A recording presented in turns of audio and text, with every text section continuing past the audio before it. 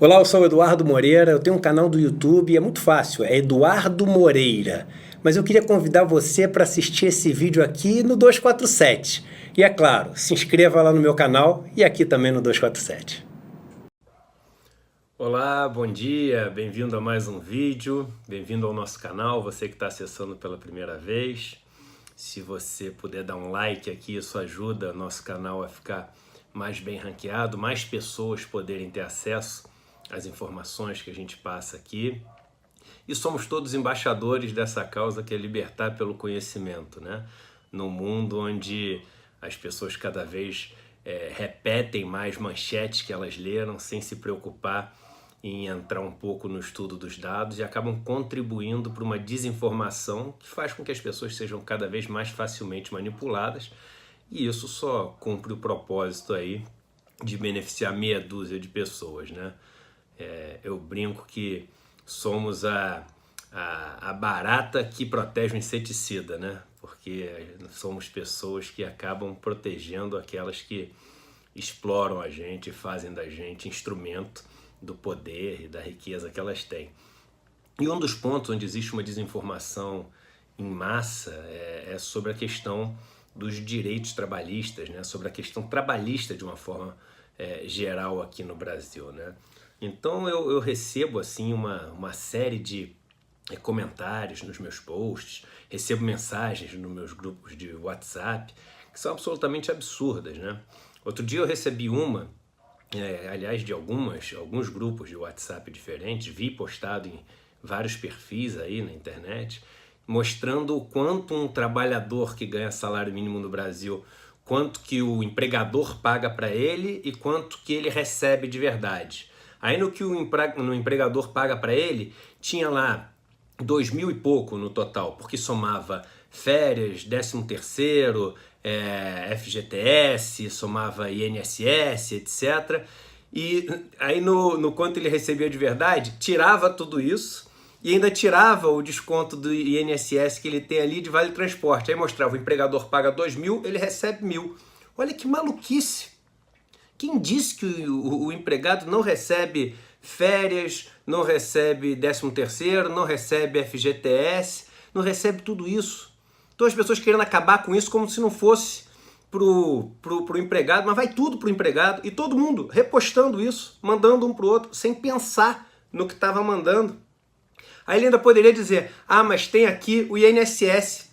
Aí vem outro absurdo, né, que as pessoas falam, porque veja bem, o que as pessoas estão reclamando hoje é que o que é pago de contribuição para a Previdência é menor do que o que as pessoas recebem. Então, no limite, ele está recebendo tudo aquilo e até mais um pouco, ou seja, esse post era uma barbaridade que estava sendo escrita porque as pessoas estavam querendo justificar, acabar com os direitos do trabalhador, mostrando que o dinheiro que é pago pelo empregador não vai pro empregado, e é exatamente esse a mais que é a rede de proteção que o empregado tem num país onde se ganha um salário mínimo de fome, né? O Brasil tem um dos menores salários mínimos aí de países que são semelhantes a ele, né?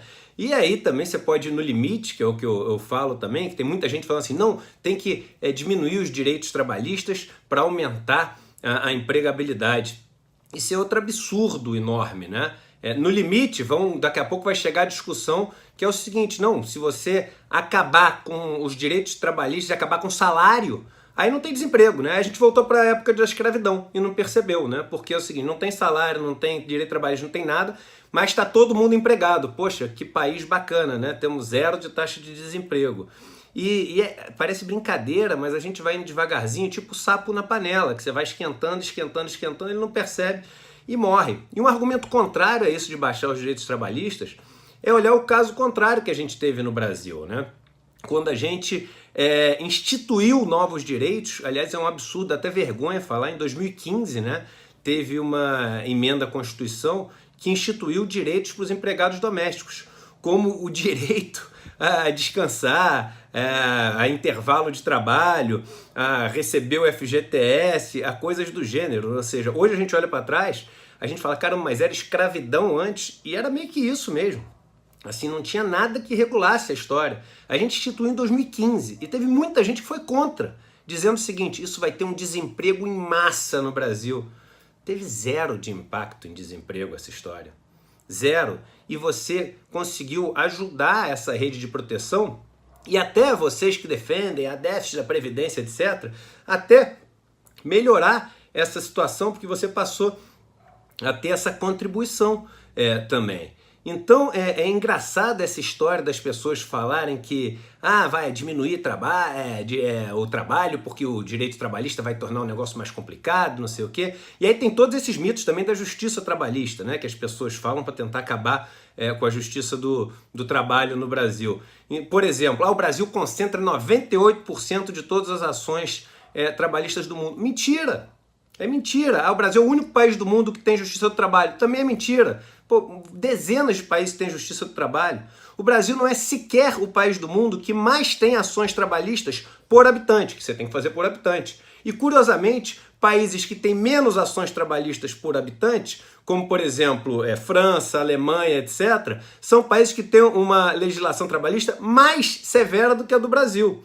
Então as pessoas deviam parar para pensar um pouco antes de ficar repetindo coisas, porque a impressão que dá é que as pessoas são absolutamente insensíveis ao que passa o trabalhador brasileiro. Se tem tantas ações trabalhistas, já pararam para pensar que talvez seja porque o trabalhador brasileiro, principalmente o trabalhador pobre brasileiro, ele realmente sofre violências que devem ser investigadas e punidas?